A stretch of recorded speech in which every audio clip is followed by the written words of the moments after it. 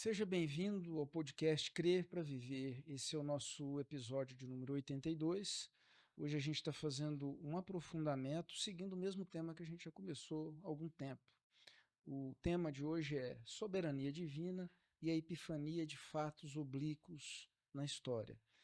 Eu quero começar pedindo você para não se esquecer de curtir, que é uma coisa tão simples e que faz diferença para a gente, de compartilhar com pessoas que podem se beneficiar dessas reflexões que nós fazemos aqui, verificar se você está inscrito no canal, porque você recebe notificações a cada corte, a cada episódio novo, né? A gente tem um episódio novo por semana e normalmente a gente tem aí pelo menos 2 cortes todos os dias dos episódios.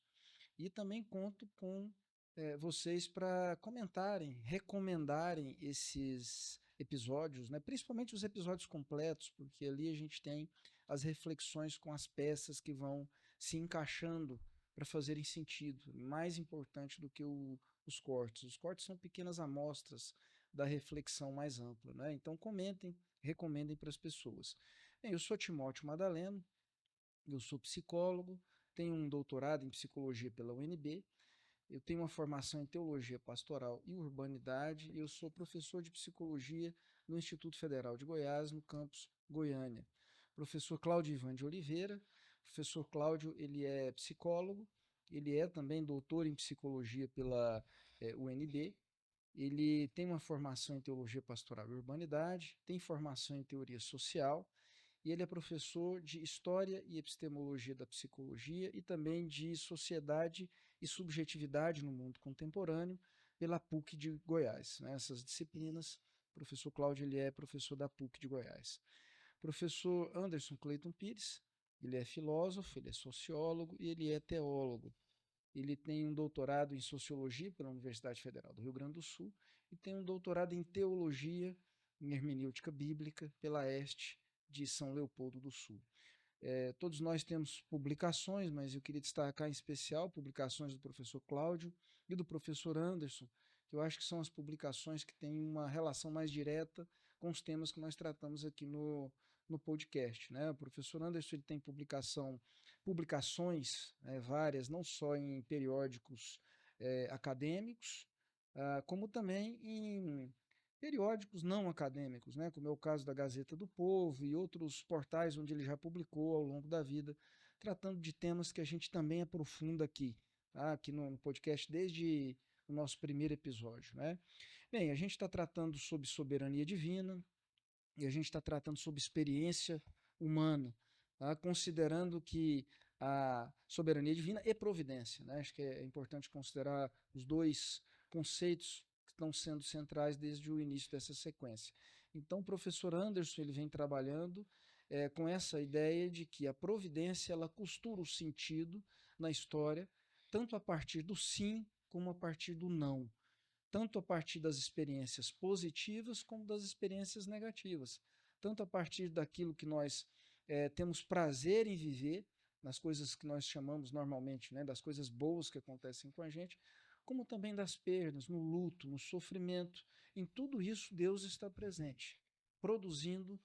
O professor Anderson chegou a usar uma expressão alguns episódios atrás, né, com um bisturi exato, um bisturi preciso, costurando a partir do sim, do não, esse sentido que caminha, né, para um desfecho escatológico. Né? Então, a gente está trabalhando esse tema. Eu queria destacar, em especial, algo que foi falado no último episódio, né, sobre a dimensão terapêutica do Evangelho. A gente está insistindo que o Evangelho ele é poder de Deus para curar, né, para salvar aquele que crê. E o professor Anderson ele falou uma frase de que destaca essa dimensão terapêutica do Evangelho. Ele disse: olha, o Evangelho ele faz daquele que crê uma pessoa diferente. Ele também usou uma expressão assim em algum momento do episódio passado: aquele que crê, aquele que caminha com fé, ele não fica nem estagnado e nem preso no passado, ele continua caminhando, é sempre para frente. Isso são pontos importantes para a gente considerar aqui, para vocês entenderem qual é o nosso objetivo, né? O que, que a gente quer, quais são as motivações que a gente tem com a reflexão da fé que a gente faz aqui. Então vamos seguir adiante. hoje aprofundando. Eu vou ler mais uma vez porque é um aprofundamento, né? Então é o mesmo tema geral, mas o título do episódio sinaliza algo que vai ser trabalhado mais especificamente, que é soberania divina e a epifania de fatos oblíquos na história.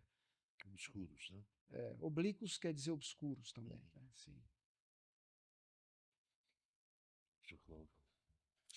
Bom, eu me lembro do último podcast que o professor Anderson estava trabalhando o conceito de providência, soberania e liberdade, não é? E na tradição evangélica protestante aparecem conceitos que se tornaram problemáticos se a gente pensar o tema da liberdade, não é?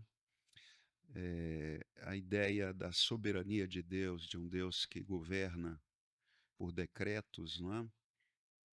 Que aparece na tradição calvinista e aparece no pensamento de Francis Schaeffer, ele próprio de tradição presbiteriana, o conceito de intervenção, o Deus que intervém, não é? Que sugere também uma alteração de processos, não é? Uma realidade que está em desgoverno, mas que é objeto de uma ação de interferência.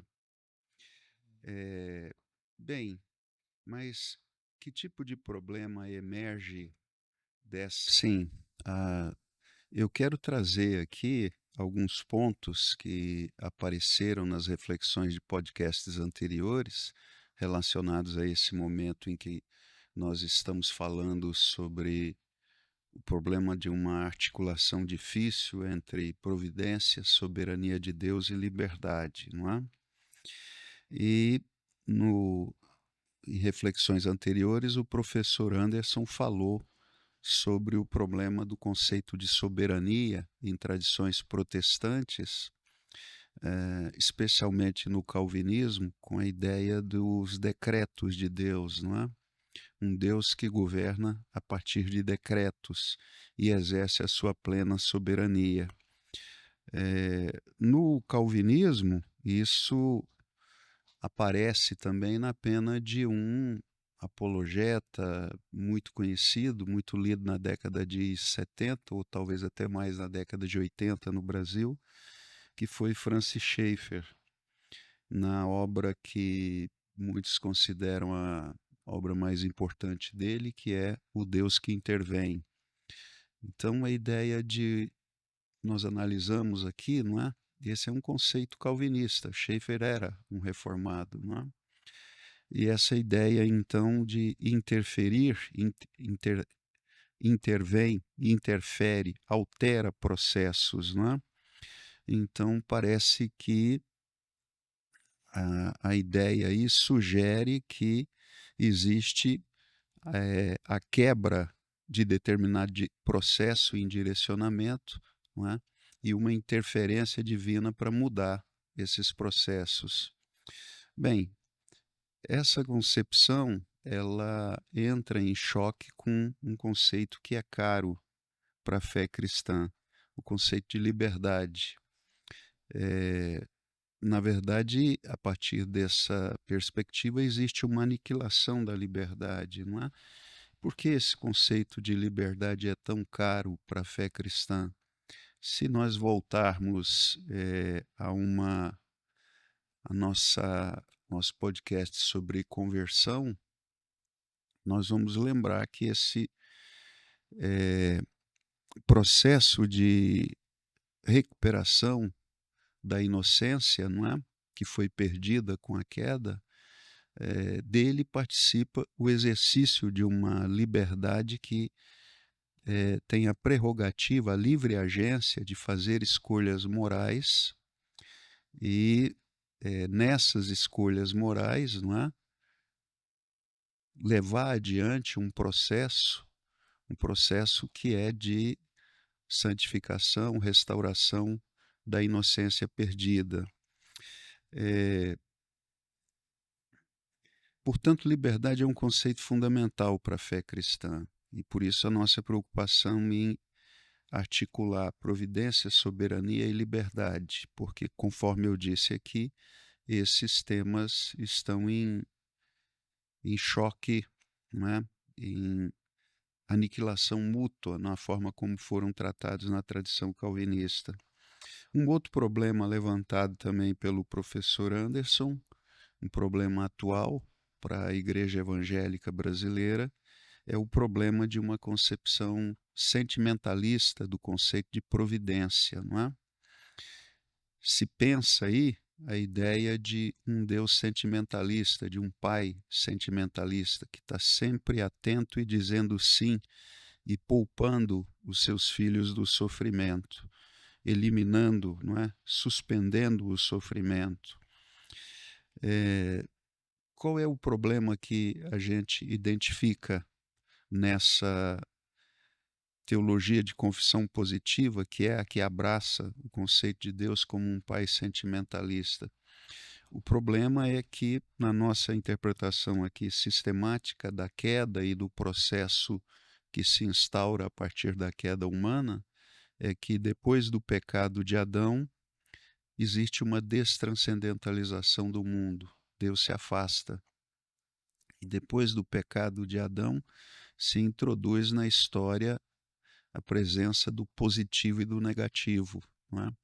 O sofrimento se torna um fato que não pode ser extirpado da história. Deus não pode extirpar o sofrimento da história depois da queda. O sofrimento é consequência que não pode ser retirada da história, não é?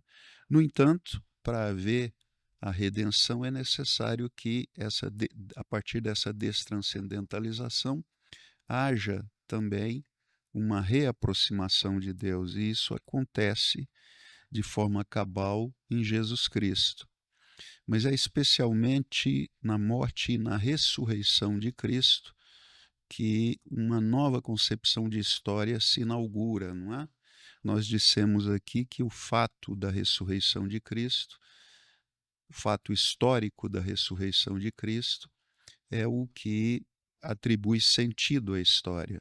Uma história que antes não tinha sentido. Mas com a ressurreição do Cristo, se institui também a promessa e a certeza de que o Deus que ressuscitou, Jesus Cristo, nos ressuscitará e nos dará também, e essa é a grande promessa, não é? Ao final da história, nos dará também o corpo glorificado, esse corpo que é um corpo exclusivamente para a vida, não é? Todos os processos de degradação, de morte que foram introduzidos pela queda são aniquilados e agora então se tem a promessa desse corpo glorificado como prêmio, não é? Esse corpo imortal como prêmio que é dado àquele que ao longo da história perseverou em fazer o bem. Então, o fato da ressurreição coloca um telos na história e se atribui sentido a ela, não é? Uma história que agora sim passa a ser uma história com sentido. No entanto, entre o início do processo da ressurreição e o fim, quando Deus dará o golpe final, não é? E nos dará o corpo glorificado, nesse processo entre o princípio e o fim, o sofrimento está presente. E esse sempre foi um problema para a vida na fé, a presença do sofrimento, não é? Essa vocação ateísta que o sofrimento produz em todos nós, no nosso sistema de crença, problema contra o qual o apóstolo Paulo, de forma realista, se bateu. Ele disse: os sofrimentos do tempo presente não são para comparar com a glória que em nós há de ser revelada. Então ele estava falando do corpo glorificado. Isso é uma razão para suportar, para resistir, não é? Aqui no presente, porque o sofrimento não será extirpado da história.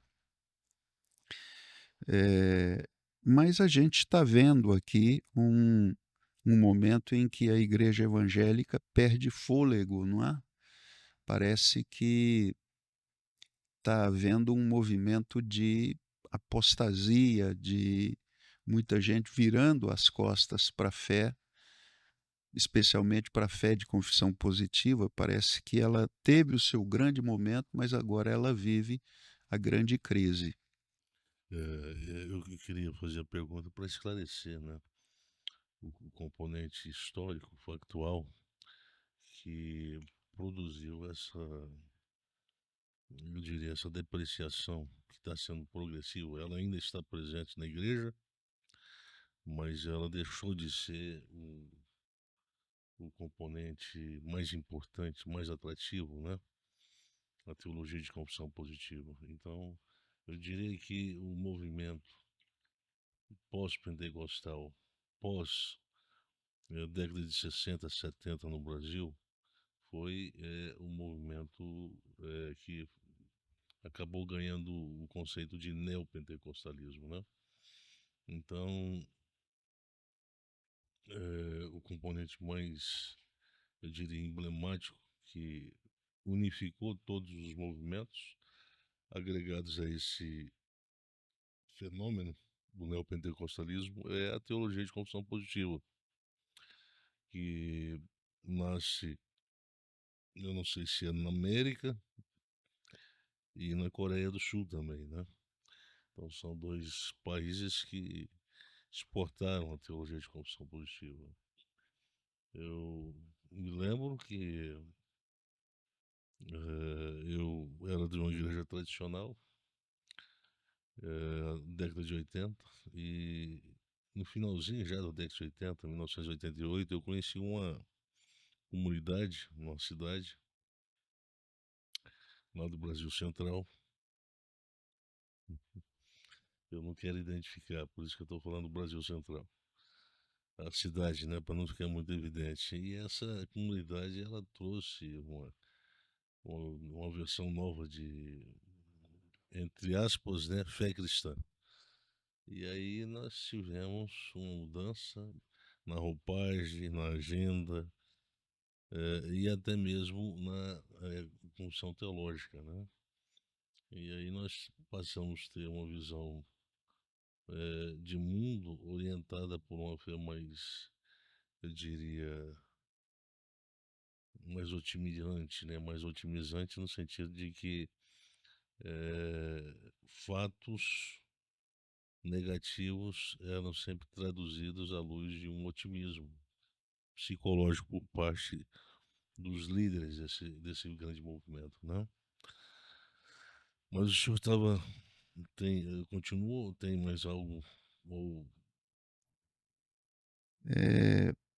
Bom, nós temos, professor, três fatos que me parece que são importantes para entender essa crise de apostasia que está sendo provocada em relação à concepção sentimentalista da providência, não é? A confissão positiva. O primeiro deles foi a recente pandemia, porque durante a pandemia houve a promessa de que, sempre foi a promessa eh, dessa interpretação eclesiocêntrica do movimento neo, não é? Eclesiocêntrica no sentido de que é a igreja que protege, não é? Ela toma o lugar de Deus. Então, quem está dentro da igreja está protegido do mal. E qual era o mal ali no momento da pandemia? O mal era a morte, o mal final, não é?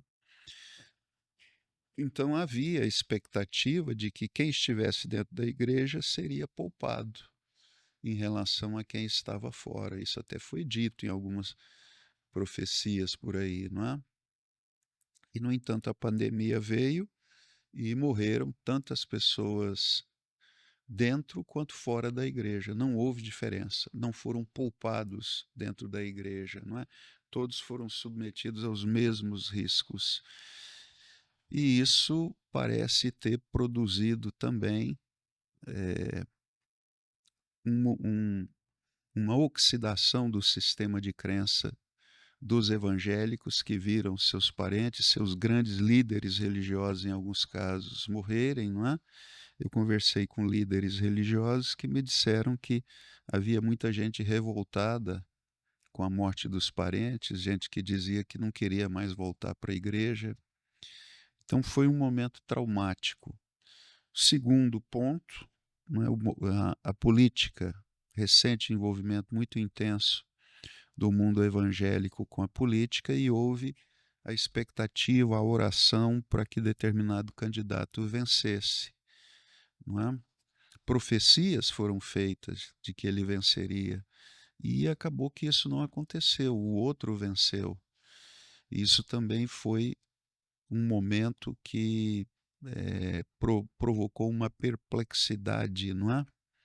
Aquela pergunta que o professor Anderson interpretou como uma pergunta infantil, não é? Onde é que estava Deus quando isso aconteceu? Como se Deus tivesse a obrigação de interferir naquele processo político da eleição. Mas o fato é que houve a derrota do candidato que era o candidato pelo qual se orou e se esperava a vitória, não é? E por último, a gente está em uma sociedade que se complexifica de forma vertiginosa e está produzindo a expansão de distúrbios de ansiedade, não é? Depressão também muito presente, uma geração que parece ávida por receber um diagnóstico, não é? Então, a coexistência com a doença, como a doença da alma, como um fenômeno pandêmico, inclusive dentro da igreja, também parece ser um fator que assusta e que coloca em xeque, talvez mate, essa crença de que o Deus sentimentalista está aí para nos proteger e nos preservar de tudo na história. A gente pode dizer que a fé, apesar dela apontar para uma transcendência, né, do negativo que se impõe agora, ela também nos chama para olhar a experiência de forma realista, não para negar a realidade, não para fazer promessas delirantes, né, e falsas. Então eu acho que aqui a nossa proposta é tentar separar o que a fé de fato propõe, para o que ela chama, e o que são os ruídos que se disfarçam de fé cristã e que são outras modalidades de fé, e que, como o professor Cláudio colocou, né, isso acaba se tornando pedra de tropeço para quem de fato quer viver na fé, né?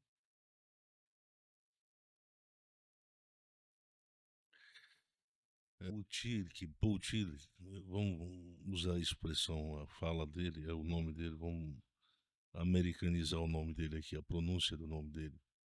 Talvez seja melhor pra gente, né? Em vez de Paul Tillich, a gente vai tratar ele como tratava os americanos. Paul Tillich. Ele usa uma perspectiva muito interessante para falar desse tema. Esse tema que custou caro para a filosofia, custou caro para a teologia. Na filosofia nós tivemos personalidades importantes, né? O Leibniz foi talvez o maior deles, com o seu tratado de Teodiceia. E na Teodiceia, como é de costume, né? Leibniz tenta explicar que não existe uma relação de excludência entre um mundo imperfeito criado por Deus e o Deus compreendido como todo-poderoso, o Deus que ama, que é todo-poderoso e que é salvador desse mundo, né? Infelizmente, a nossa percepção da realidade, ela é sempre mais, é, ela sempre é muito mais uma resposta a uma calamidade, uma resposta emotiva, sentimental a uma calamidade vista objetivamente na realidade histórica e, e portanto, não é uma resposta de natureza filosófica, racional. Isso foi o que levou Leibniz a puxar fôlego, né, para escrever que de todos os mundos esse é o melhor. criado por Deus. Apesar da imperfeição, apesar do sofrimento, apesar do mal, tanto no sentido O melhor dos mundos possíveis. dos melhores dos mundos possíveis. Então, é, é um mundo em que se deve encarar, tentar se compatibilizar essas duas realidades não excludentes: mundo imperfeito e Deus perfeito. Né? Como é que encaixa isso aí? Bem, o Paul Tillich ele fala sobre a polaridade ontológica. O conceito de providência é um conceito que tem que ser cuidadosamente analisado, porque o conceito de providência é um conceito que trabalha com esse esse pressuposto, que é o pressuposto da polaridade ontológica. A polaridade ontológica significa a presença do paradoxo da história. O que é um paradoxo? É um fato que se estrutura a partir da afirmação de realidades que são contraditórias. Isso é um paradoxo. Então, como é que a gente compreende isso depois de sermos condicionados pela filosofia grega a pensarmos que o paradoxo, qualquer afirmação que contém um paradoxo, não pode ser aceita de forma racional. Então, existe O senhor está falando do princípio da não o contradição. princípio da não contradição. Então, isso condicionou a pensar que se o bem está presente numa realidade, então essa realidade está naturalmente, consequentemente, ela está protegida pela presença desse bem. Então, o bem e o mal não ocupam uma mesma realidade. Ele não pode ocupar a mesma realidade. Isso trouxe um problemão para a fé cristã, porque ela sempre foi uma fé que tentou, lá no início já, né, com algumas pessoas que caminharam ao lado de Jesus Cristo, se tentou explicar o fenômeno do paradoxo. Olha, nós queremos entender o seguinte: se essa pessoa está doente como está nesse momento e está nessas condições precárias, é porque alguma coisa de ruim ele deve ter praticado. Ou ele, ou os pais dele. Né? E daí vem aquela famosa crença que foi muito bem encarnada dentro dos movimentos do neopentecostalismo, né? Então, os filhos herdam, né? Quando um pai é amaldiçoado, os filhos herdam parte dessa maldição Maldição hereditária. hereditária. Então, Jesus olha para essa realidade mas veja bem, ele não trabalha com essa categoria de dualismo ontológico, né? A categoria de dualismo ontológico, ou seja, olha, isso que está aí, esse fato que está aí, não se explica a partir desse conceito essa compreensão dualística, né? Se o bem não pode produzir o mal e o mal não pode produzir o bem, se esse jovem, se essa pessoa está com esse mal, é porque alguma outra realidade que é da mesma natureza deve ter produzido isso aí. Então está muito bem dividido o cenário ontológico. O mal produz o mal e o bem produz o bem. Agora, quando a gente mistura isso, quer dizer, o fato ele apresenta um mal, mas que não é produzido pelo mal, e é isso que Jesus diz, não é nem ele e nem os pais. Então como é que é isso aí? Me explica. Então se cria um nó. Se cria um nó. E é nessa perspectiva que o Tillich está entendendo a polaridade ontológica. Nem sempre a explicação para um fato se dá por essa via, a via do dualismo ontológico. E a teologia de confissão positiva, ela é uma teologia que se orienta a partir dessa compreensão de mundo dualístico. O mal produz o mal e o bem produz o bem. Deus não produz a doença, o diabo produz a doença. A tragédia não é produção da providência, é produção da ação do Satanás. É o poder, como diz lá, são os poderes do mal atuando na história, como diz o Tillich.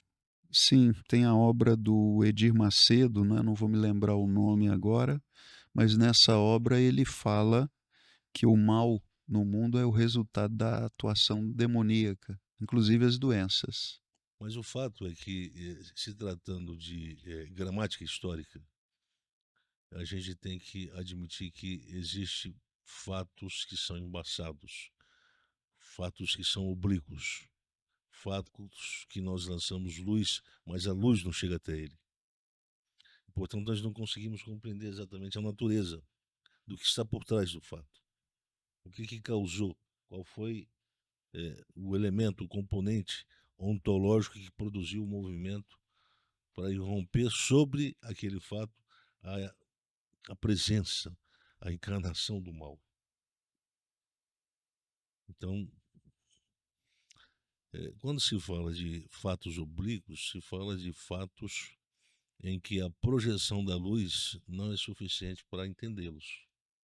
Portanto, se trata de fatos obscuros ou imponderáveis, né?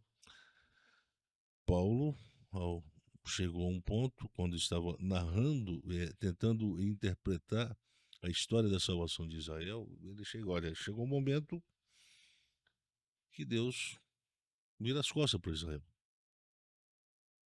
E Israel, apesar de tudo, não perde a condição de uma nação eleita.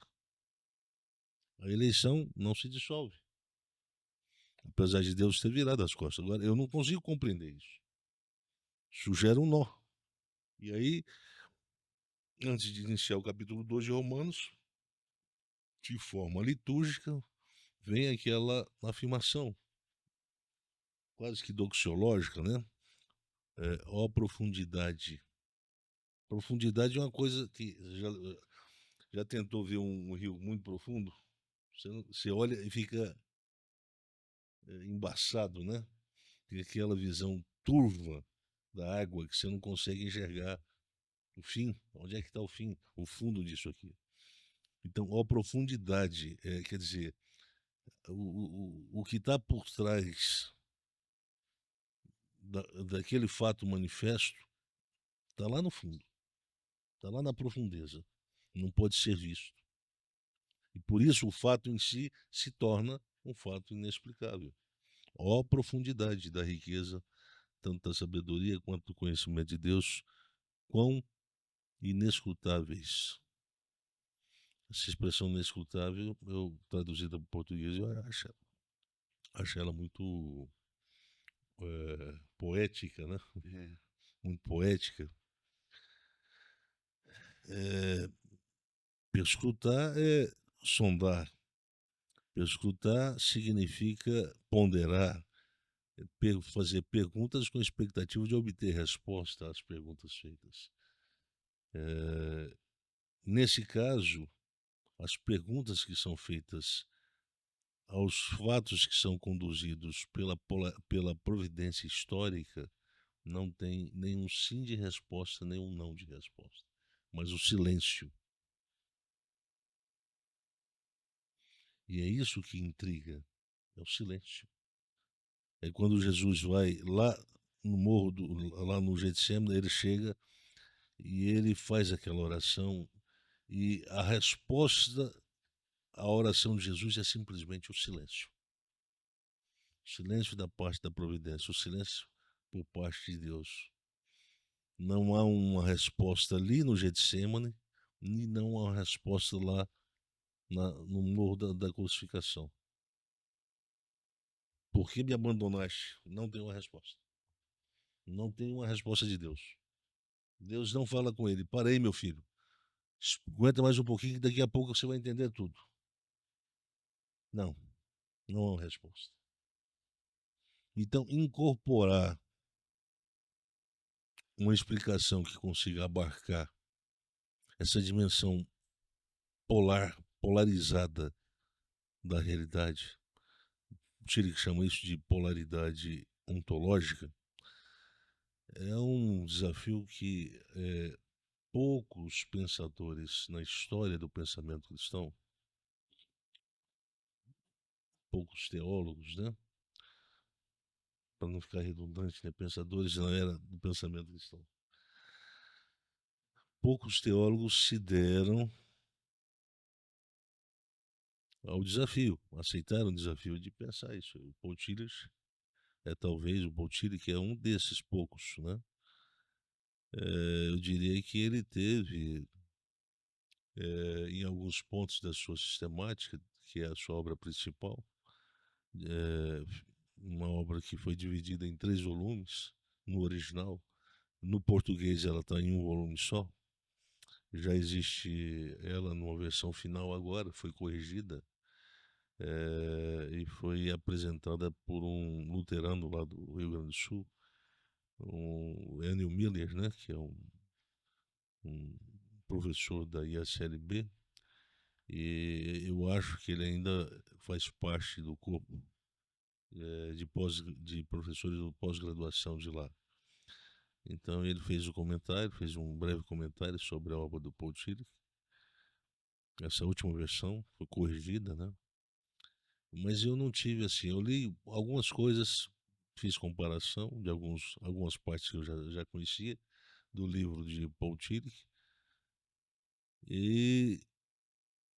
mas acho que algumas coisas são complicadas. Acho que o Tillich, para sua época, talvez ele tenha sido muito ousado, mas a linguagem, ela é uma linguagem que não consegue ser, eu diria, sóbria o suficiente para evitar as contradições contidas na própria redação do texto. Por exemplo, quando ele usa o conceito de providência histórica, ele usa o conceito de providência histórica considerando que no processo da construção escatológica da história, haverá sempre o conflito entre fatos que ocorrem que revelam a natureza não divina, não transcendental, não eterna. Então, para ele, existe uma diferenciação que muitas vezes era omitido dos manuais de teologia sistemáticas tradicionais, sobretudo pelos teólogos mais convencionais, aqueles teólogos conhecidos, né, bem conhecidos no mundo das igrejas confessionais, que evitava tocar nesse assunto justamente porque ele é muito complicado, é escorregadio. Saber que na história se pode afirmar a presença de decretos eternos, rastros, efeitos colaterais de decretos eternos, e saber como compatibilizar os efeitos desses decretos eternos com o movimento espiral da própria providência histórica. E ele faz uma diferenciação entre os decretos eternos e a providência histórica. Para ele não se trata de variáveis que se complementam, mas que se separam do desenrolar do processo histórico. O problema é que falar de decretos eternos dentro da história, dizer que a história ela comporta esses decretos, a realização desses decretos eternos, isso é complicado porque a história se refere a uma realidade marcada pela presença de um movimento, presença de um movimento que produz a possibilidade de se definir o período em que determinados fatos ocorrem e os efeitos que esses fatos produziram em termos de percepção humana. Então, ele usa os conceitos de Kairos e o conceito de Cronos. O Kairos marca o efeito psicológico, né, que cria uma versão situacional de fatos ocorridos. Já o Cronos não, é simplesmente uma datação de certos períodos que torna propício identificar fatos com o Cronos, com o tempo, com o calendário. Agora, os propósitos eternos significa que isso está antes da história começar a ser contada, ser definida pela cronologia, pelo movimento do tempo. Na eternidade não existe o movimento do tempo. E como é que esses decretos eternos atingem a história e produzem um sentido imanente? Deixam de ser fatos que cruzaram essa linha que separava uma realidade não marcada pelo movimento do tempo para uma realidade marcada pelo movimento do tempo. Isso aí não fica claro na explicação do Botiric. Razão pela qual eu acho que quem está lendo ou quem quer ler a sistemática do Tillich tem que fazer com muito cuidado, porque há muitas contradições. Então se acusa o Tillich de ser adepto de uma espécie de panenteísmo, né? Um panenteísmo que é um sistema que é um sistema filosófico teológico, né, que tenta abarcar esse tipo de eu diria de fato que se torna ininteligível do ponto de vista da compreensão humana, porque nós, quando a gente fala de providência histórica, a gente pensa o seguinte: a providência histórica ela tem uma função protetora. A missão da providência histórica é guardar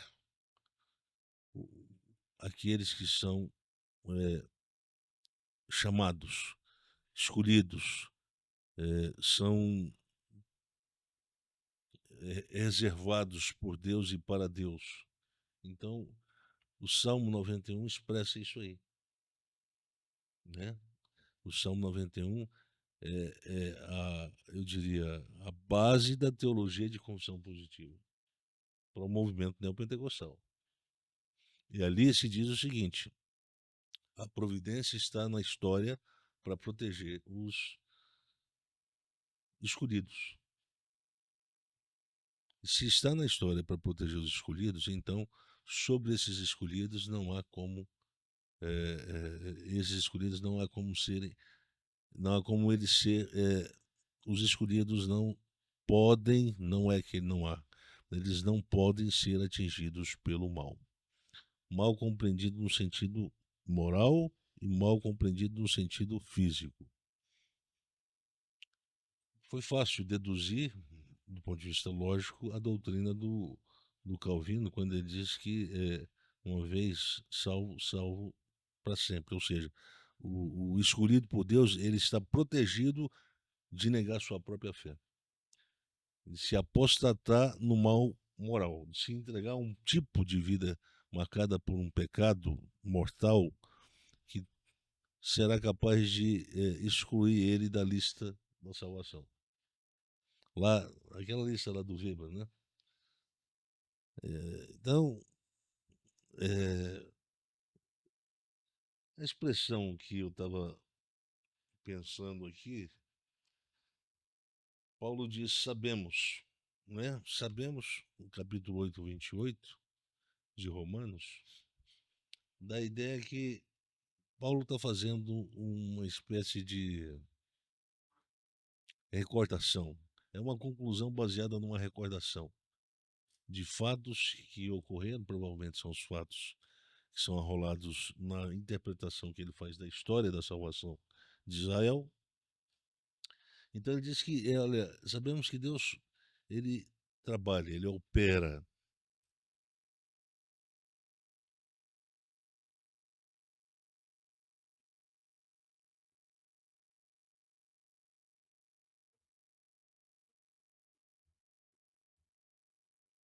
Trabalhar significa intervir. Se significa intervir, significa atropelar uma parte da realidade que não poderia ser atropelada, que é o espaço da espontaneidade das criaturas, ou da liberdade. Paul Tillich diz que a providência, ela atua, e a expressão é exatamente essa, atuar, pelo menos é assim que está no português, atua sobre a espontaneidade. Então, Tillich está dizendo o seguinte: ó, a providência não estrangula a espontaneidade humana e nem tampouco a liberdade. Bem, então, como é que a gente compreende essa ação da providência que preserva tanto a espontaneidade quanto a liberdade humana? Como é que a gente interpreta isso? Afinal de contas, como é que a gente pode admitir a coexistência da liberdade humana num contexto, numa conjuntura em que a providência está atuando de forma militante em toda a realidade?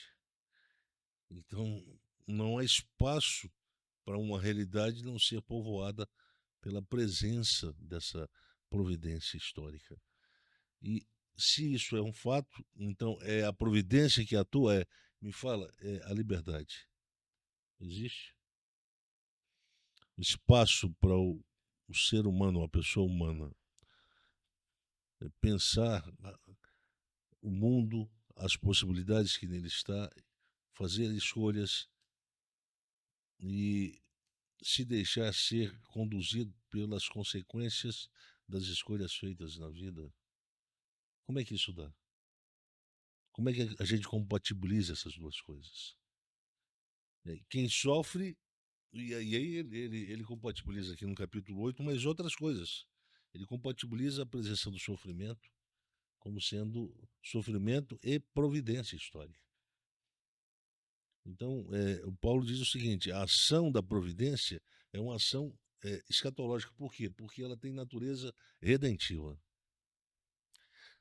Mas ela não exime a presença do sofrimento humano. Porque o povo cristão naquela época estava sendo perseguido de morte. E, portanto, o sofrimento estava muito intenso, porque havia pessoas morrendo e pessoas com medo de morrer. Isso tornava o sofrimento um sofrimento muito intenso, né? E as pessoas, alguns, eu penso que alguns cristãos chegaram a pensar na possibilidade de se rebelar contra o próprio imperador por conta disso. Uma forma de, olha, nós não queremos morrer, porque nós defendemos a nossa fé no Cristo. E Paulo diz, olha, eu vou afirmar para vocês uma coisa, vocês não questionem o sentido do sofrimento agora, porque eu estou bem certo que esses sofrimentos, ou todos os sofrimentos do tempo presente, não são comparáveis. Comparados e comparáveis a quê?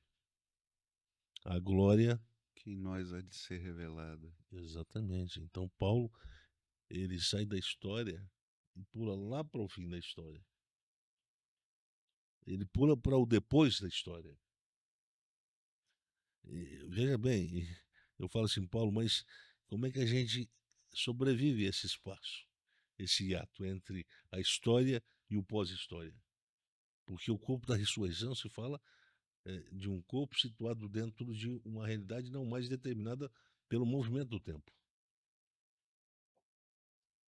Então, Paulo acaba sendo antirrevolucionário, né? ele fala, o Paulo ele compatibiliza coisas que são complicadas. Não há relação de exclusão entre a dimensão do cuidado da providência com o sofrimento. Como é que não? Eu estou perdendo meu filho aqui, ó. A cabeça do meu filho, ó, aqui, ó, foi tirada do corpo. Eu estou desesperado, eu estou a ponto de me matar, de me matar a mim mesmo. E como é que você vem falar que não há uma incompatibilidade? Por que Deus está permitindo isso?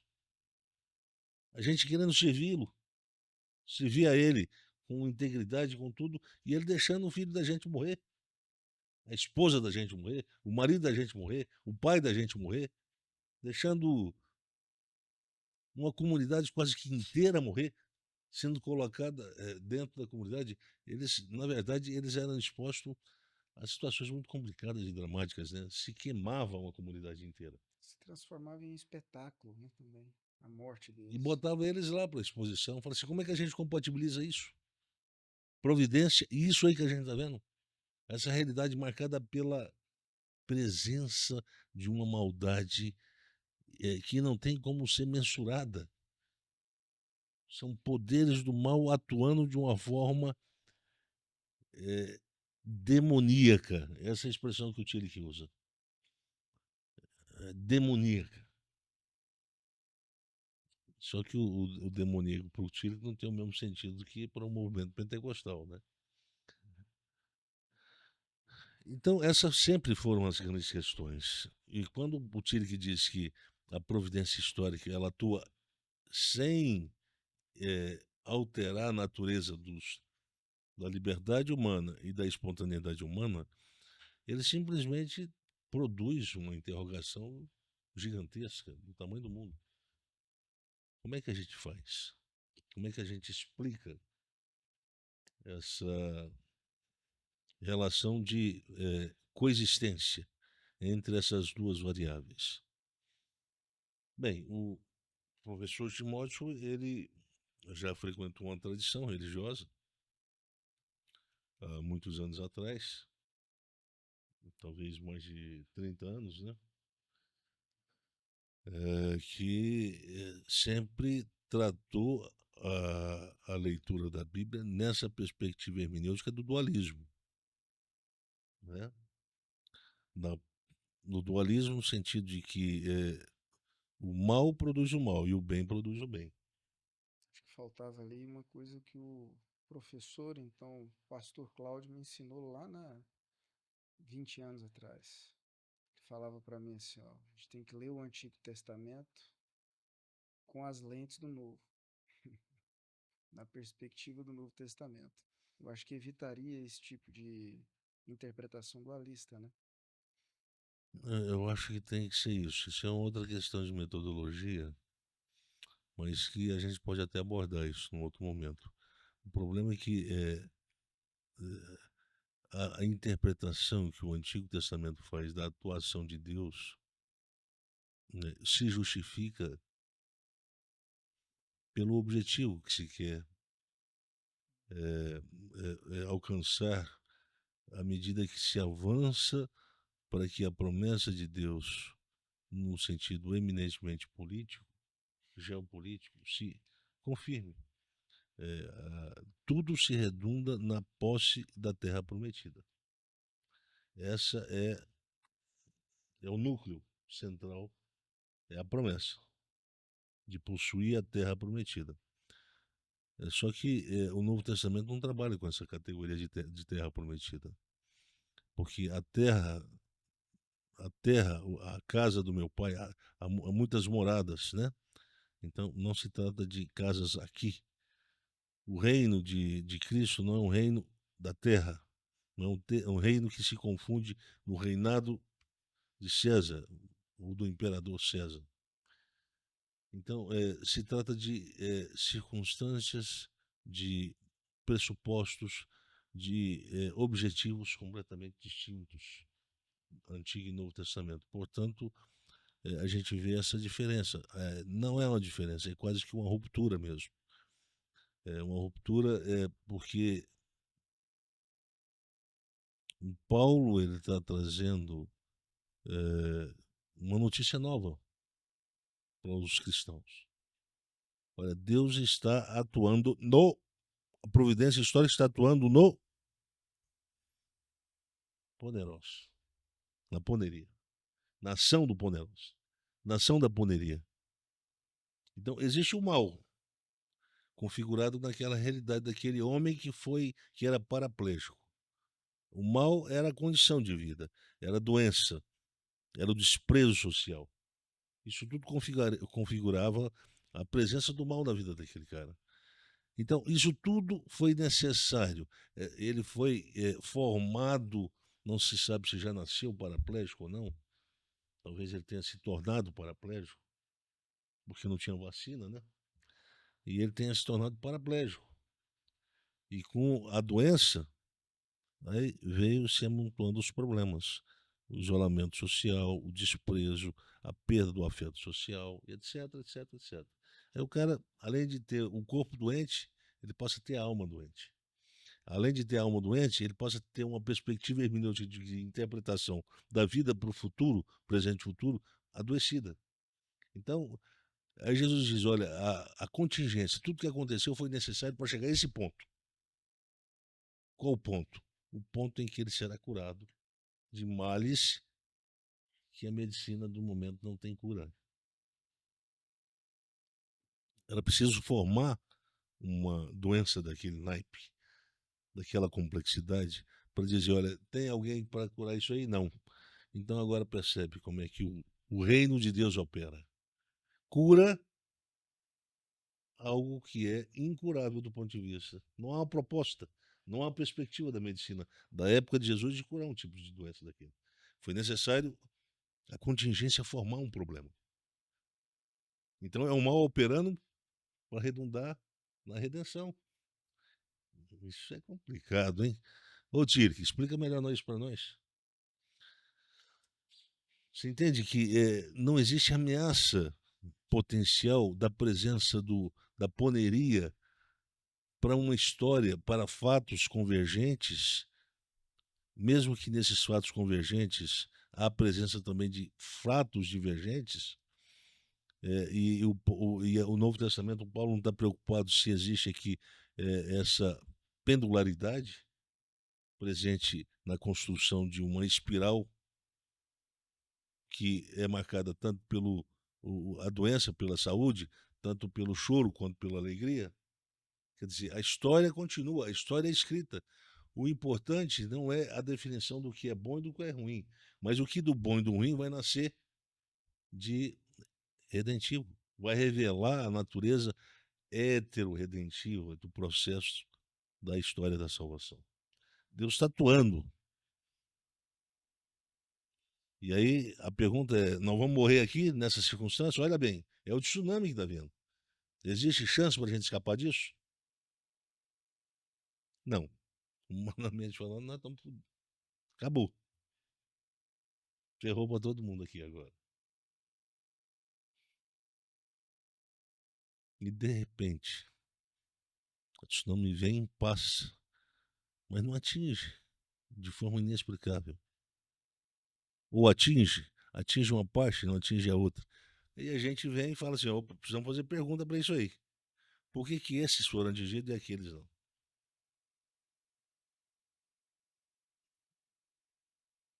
Aí vem a versão da teologia neopentecostal. Porque esses estavam em pecados e aqueles não. Deve ter dado alguma brecha. Essa é uma explicação dualística. Só que essa explicação dualística, ela levou a uma saturação da compreensão desse tipo de fé, que colocava o cristão numa zona praticamente inacessível à presença de qualquer forma de sofrimento. era tão protegido, o crente, mas tão protegido por essa versão, de que as pessoas elas se sentiam muito seguras. E olha, Deus não vai permitir que o mal aconteça com a gente. No contexto da Covid, o que começou a ocorrer? Os crentes começaram a morrer. Os crentes começaram a ficar doentes. Os crentes pegaram, foram acometidos pela Covid. Muitos deles morreram. E aí, como é que a gente faz? Cadê os grandes pregadores, líderes do movimento NEO, para aparecer aqui? Aqueles que curam para pessoas ressuscitarem, para doenças como o câncer ser removido do corpo de outras pessoas. Cadê eles para orar aqui para impedir que essa Covid continue avançando e levando crentes ao óbito? Não apareceu um. Não apareceu um. E quem desses explicou de forma satisfatória o que estava ocorrendo no mundo da fé? Foi um silêncio. Naquele momento, eu me lembro que quando eles proibiram, algumas cidades, algumas autoridades políticas proibiram de acontecer o culto, né, na igreja. Na verdade, as pessoas perderam interesse pelo culto, perderam interesse pela própria liturgia. Elas queriam ficar em casa porque havia o conflito de natureza teológica. Elas não estavam entendendo e conseguindo entender, ou de natureza hermenêutica, né? Por que aquilo estava ocorrendo com os crentes. Tinha cantores gospels do mundo gospel que estavam perdendo a vida por causa da Covid. Pegaram a Covid e morreram. E aí a pergunta era, como uma pessoa tão abençoada como essa pode ser atingida de forma implacável por uma peste como essa, a Covid, e perder a sua vida assim de uma forma abrupta, né? De uma hora para outra. Então, a coisa vai mais ou menos para esse sentido, né? A coisa vai mais ou menos para esse sentido. Diante disso, o texto de Paulo, ele é um texto que sugere, né? A expressão sinergei é uma expressão que no grego sugere ação, é, é, uma ação que pressupõe uma ajuda, não é? Uma ação de duas forças, é a ação da providência de dois sujeitos, né? É a ação da providência e a ação presente nos próprios fatos imanentes. Então, a providência está atuando, mas sem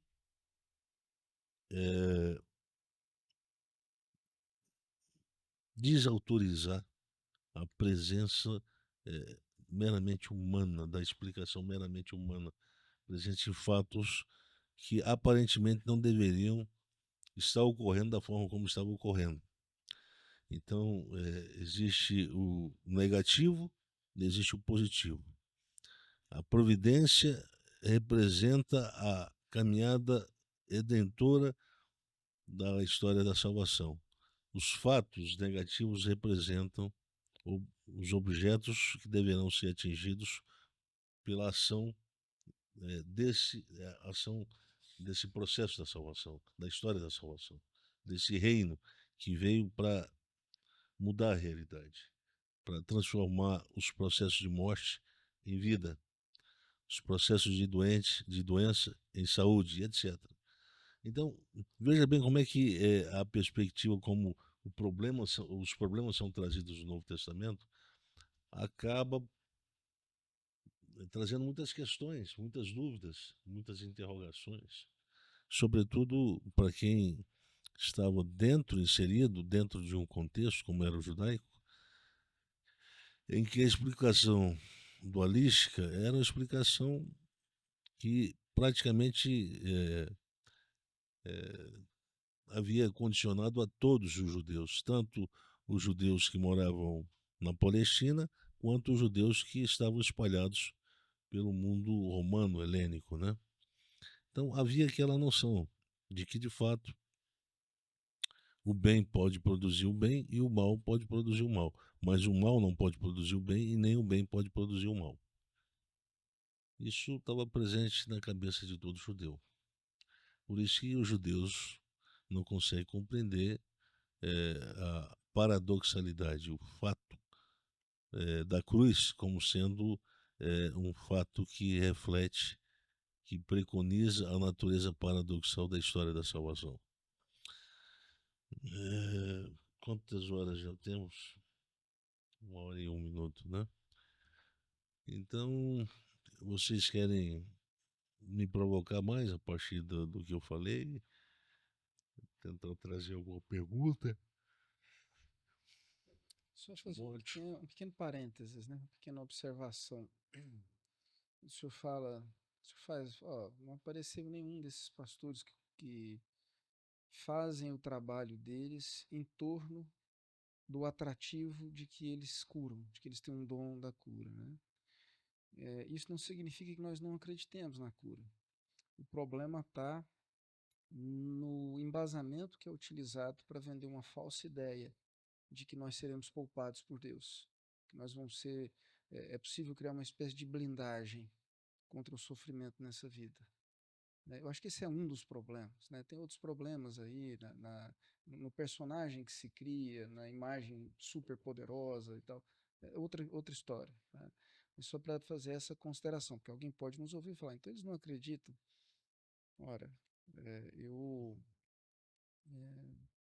já ouvi o senhor muitas vezes, né, falar sobre isso, inclusive pedir oração por pessoas doentes, né, só para fazer essa consideração.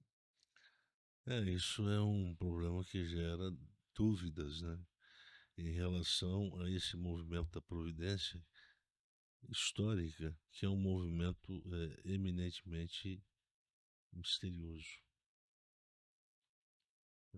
Traz muitos enigmas, traz muitos segredos. O teu pai te vê em segredos, em secreto, no escuro, escondido. Essa é a interpretação por conceito abscôndito, o que se esconde, aquele que se esconde.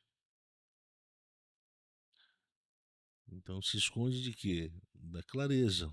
Eu quero ter clareza, eu quero compreender porque o que aconteceu aqui não correspondeu a essa compreensão dualística que nos ensinaram desde que a gente nasceu.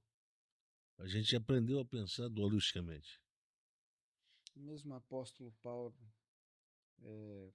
que curou muita gente, né, que orou para as pessoas e curou, quando ele fala do espinho na carne, ele pede e houve um não. Né?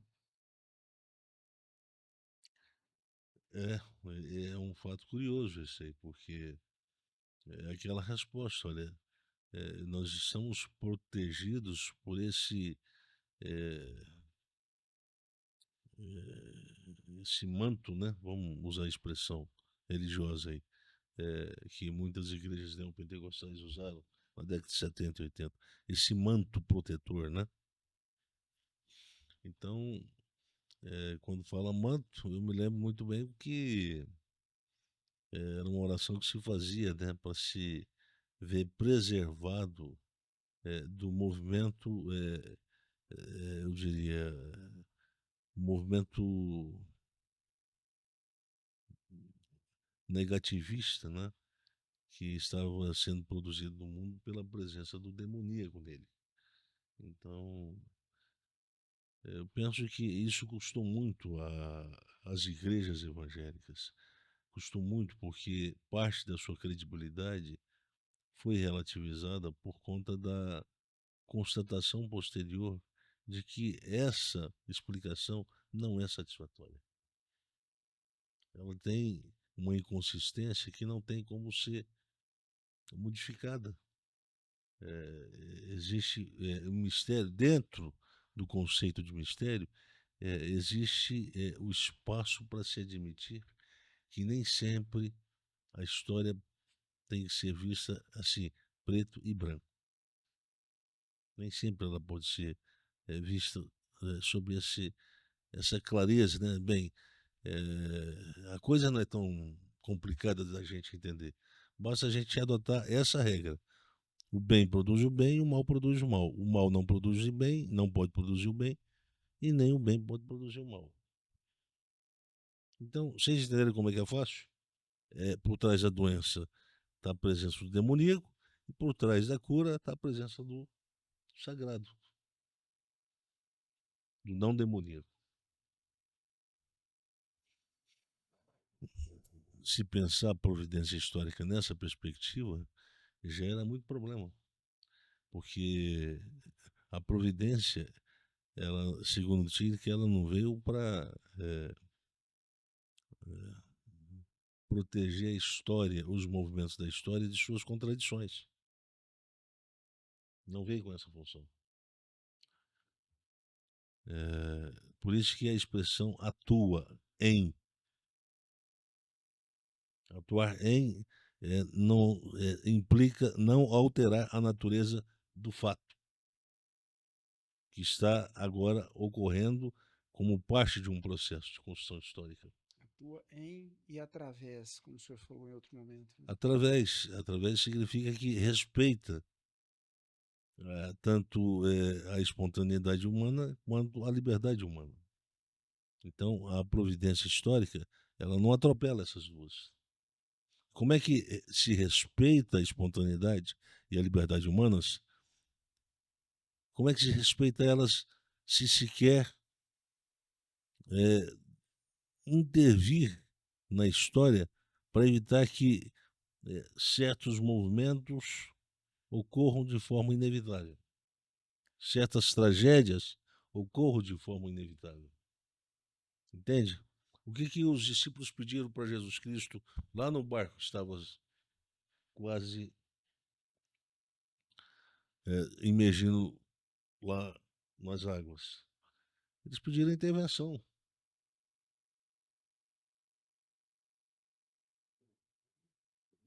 Sempre, as irmãs de Lázaro, o que eles pediram para Jesus? A intervenção. Se o Senhor estivesse aqui desde o início, isso não teria ocorrido. Então, a intervenção de Deus significa que o tempo todo a história está sendo ressignificada. Então não existe uma dimensão linear. Não existe a segurança de que a escatologia permite pensar as contradições como sendo parte de movimentos em que vai haver uma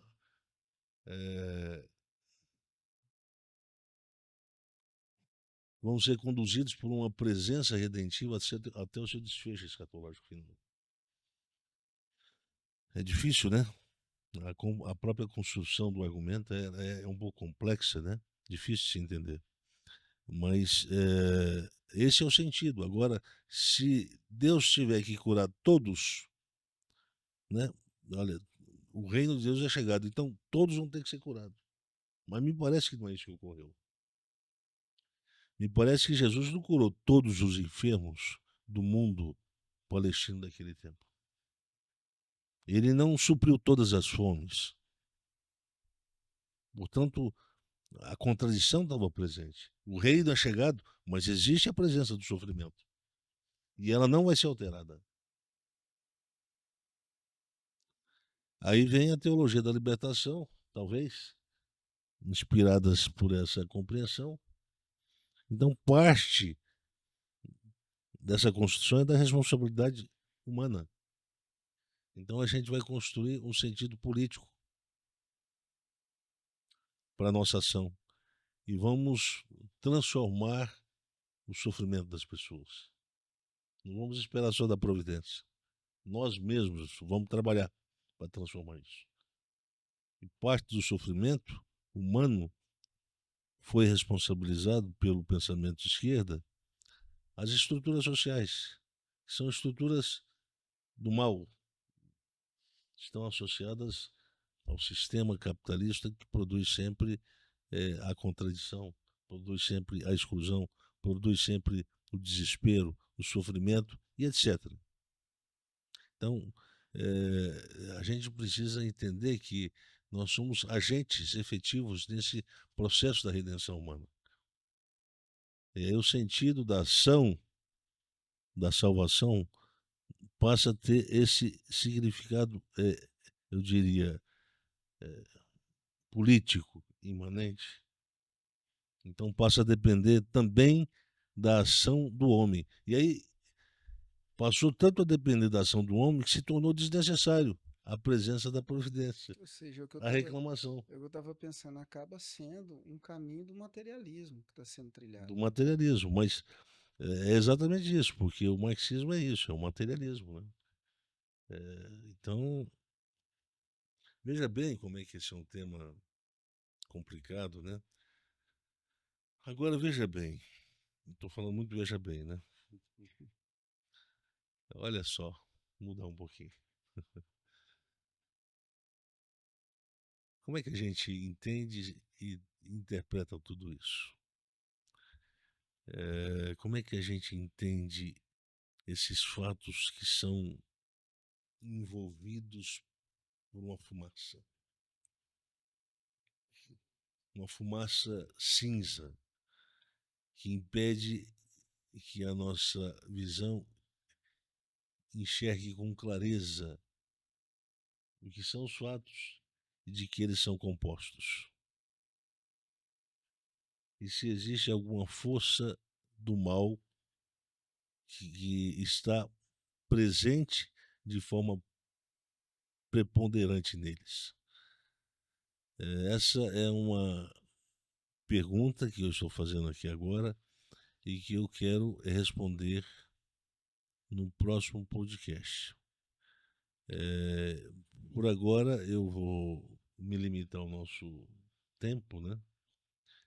E eu vou prometer para quem está nos acompanhando, nos vendo, que no próximo episódio, então, eu vou tentar dar uma resposta a essa pergunta. Como é que a gente tem que interpretar certos fatos que acabam sendo envolvidos por uma fumaça cinzenta e perdem, por isso, a qualidade de fatos inteligíveis, passam e se tornam fatos oblíquos, fatos que nós não temos e nem desenvolvemos clareza ou precisão hermenêutica para dar a eles um significado muito claro. Não. Aí é o espaço em que a dúvida entra, em que não que a fé reconhece que a dúvida é necessária, e é uma forma de tornar a percepção humana uma percepção limitada e a interpretação uma interpretação humilde, reconhecendo que nós não sabemos de tudo, em parte a gente conhece, em parte a gente só profetiza. Né? Lembrando a expressão de Paulo. Existe uma gama de mistérios que estão presentes na realidade, na história, que nos torna muito mais, eu diria, reféns desse processo hermenêutico do que pessoas que consigam garantir uma compreensão precisa para afastar os medos da própria fé, né? Então, eu acho que a gente pode descansar por aqui, né? Passo a palavra para o professor Timóteo. Se o professor Cláudio quiser também, tiver alguma pergunta. O tema é um Não. tema complicado, né? É isso. Então, acho que quem está acompanhando, quem olhou para esse episódio de hoje com atenção, quem não olhou com atenção, volta, assiste novamente, porque vale a pena, né? a gente está chamando para a construção de uma caminhada de maturidade da fé. É olhar a vida com sobriedade, de forma realista. Mas não é para confundir realismo com uma visão pessimista da vida, é o contrário disso. É uma visão realista que se sustenta na confiança da fé, confiança em Deus. Olha, isso que está acontecendo aqui comigo eu não consigo entender, não era o que eu queria. Às vezes a gente diz, é inaceitável isso aqui, mas por causa da confiança da fé, a gente não só aceita, como a gente consegue continuar caminhando e entendendo. Todas as coisas contribuem, cooperam, trabalham em sinergia para o bem daqueles que amam e temem a Deus, né? Ou seja, está sendo construído algo que agora eu não tenho como ver, mas lá na frente eu vou compreender. É para isso que a gente está chamando, né? Então, quem ouve com atenção e deixa isso, ouve com abertura cognitiva e deixa isso produzir impacto, a fé vai ser fortalecida. Isso vai te dar o que você precisa para caminhar com esperança na vida. Não só peço que você se abra para compreender isso e aceitar isso, como chamo vocês que estão nos ouvindo, seja pelas plataformas, aplicativos de áudio ou de vídeo, né, que comentem sobre isso com as pessoas, chamem as pessoas para ouvir, para acompanhar essas reflexões pacientemente, atentamente, porque tem alimento para a fé sendo oferecido aqui. Curtir, compartilhar, comentar e recomendar. E para finalizar rapidinho, aqueles que desejarem ser apoiadores, né, do nosso trabalho, da nossa missão aqui, a gente não tem nenhum tipo de campanha, de promoção, de nada disso. A gente faz um convite simples. Se você quer contribuir conforme a sua generosidade, conforme a sua vontade, o nosso Pix é o e-mail do podcast, podcastcriarpraviver@gmail.com. Qualquer contribuição recebida vai ser sempre revertida para produzir e divulgar esse trabalho que a gente está fazendo. Nunca vai ser para nenhum de nós aqui oferir lucro disso, certo? Muito obrigado e até o próximo episódio.